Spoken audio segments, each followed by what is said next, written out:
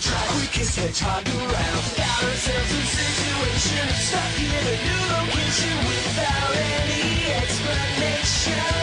No time for relaxation. Don't wait, don't think, just go, go, go, go, go, go, go, go. Sonic, he's on the run. Sonic, he's number one. Sonic, he's coming next, so watch out for Sonic. Gotta go fast, gotta go fast, gotta go fast, go fast, go fast, fast, fast, fast.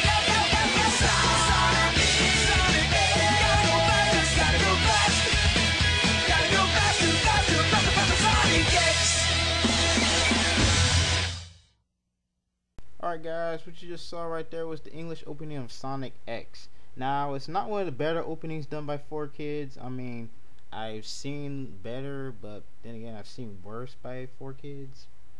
But it's pretty decent nonetheless. I think it's pretty good. I gotta admit, when I first heard there was a new Sonic X anime, it sounded pretty cool, and I decided to give it a shot and watch it.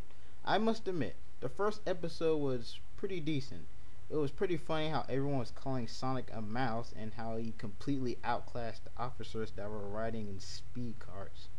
But when Sonic falls into a pool full of water, he is saved by none other than Chris Thorndyke. And it all goes downhill from there. Now, the story of Sonic S is that Sonic and his friends are transported to the human world after a little scuffle with Eggman. In order to return home, they have to find all the Chaos Emeralds before Eggman does.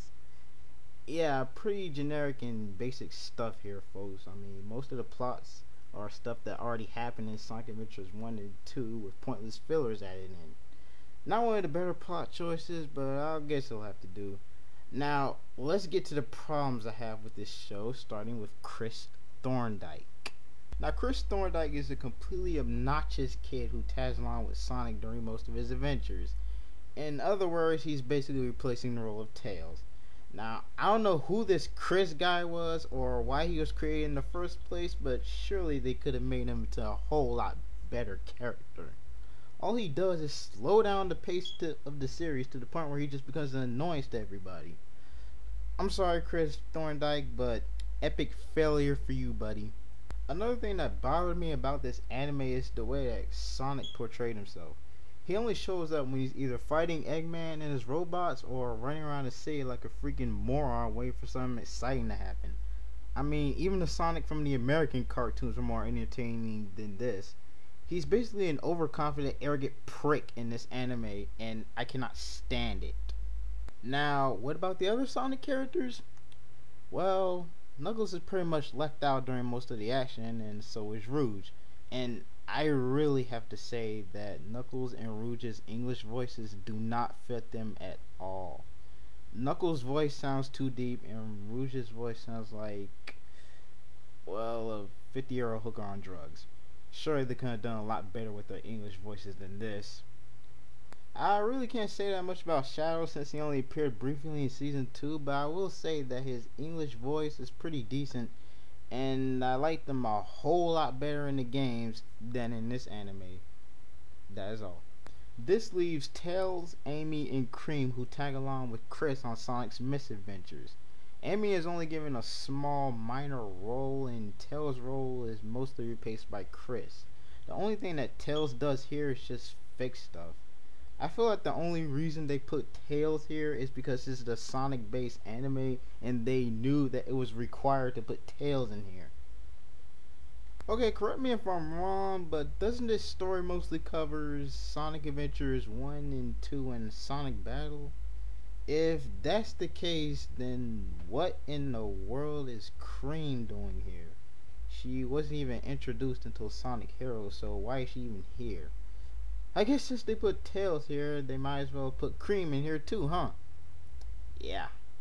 Now, I normally don't mind that they put humans in a Sonic storyline, but the humans in this anime are just ridiculous.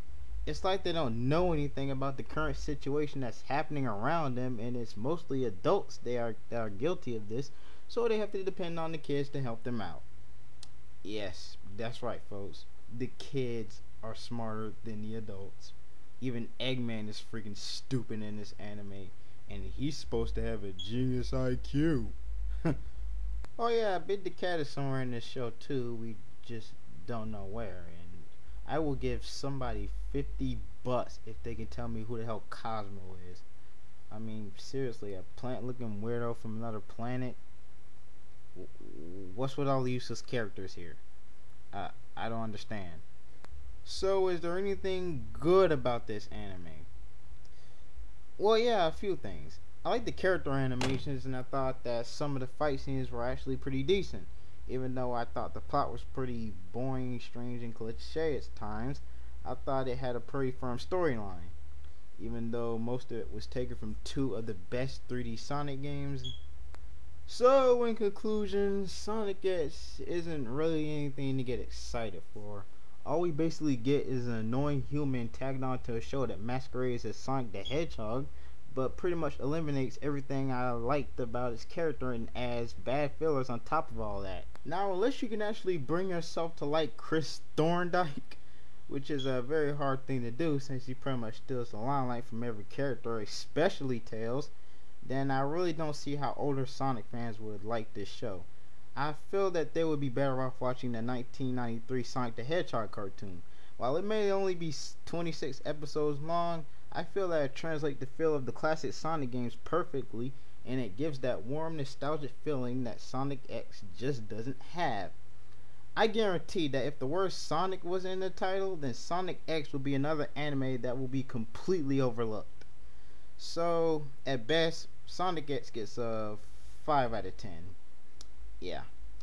Little kids and very forgiving Sonic fans will like it, but for everyone else, just skip it. Alright, peace out, guys.